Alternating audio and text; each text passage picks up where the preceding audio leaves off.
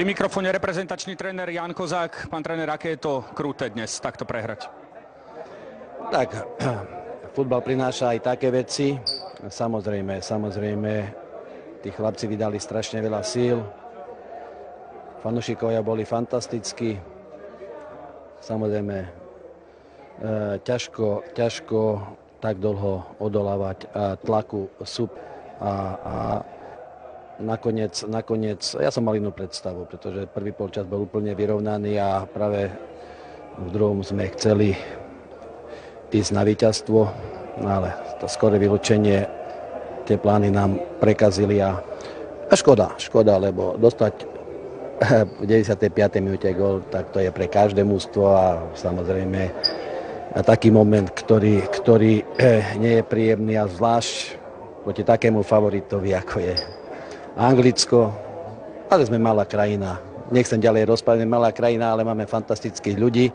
A keď sme tak spolu držali, ako dnes to bolo na ihrisku, tak by sme bola krásna krajina Slovensko.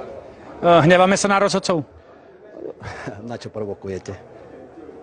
No povedzte. Nie, ja sa pýtam, že... Vy povedzte svoj názor. Ja si myslím, že áno. No tak povedzte svoj názor, rozhodcovia a tak ďalej. Toto mi robíte. Nie, pán tréner, dobre, ešte jedna otázka. Prosím vás pekne, toto je od vás nekorektné. Ja to dám do polohy takej, aby každý pochopil a vy nasledujúcu otázku dáte toto. Čo to sú za spôsob? Pán tréner, ospravedlňujem sa vám, ešte vám dávam... Nie len dnes. Dobre, posledná otázka, pán tréner. Čo to spraví s mužstvom? Máme samozrejme pred sebou ešte 9 zápasov.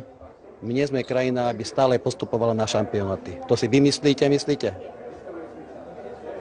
To znamená, že budeme ďalej pracovať ako doteraz, budeme stále sa snažiť, aby chlapci podávali také výkony obetavé, hrali za Slovensko so srdcom a to budú pod môjim vedením stále robiť.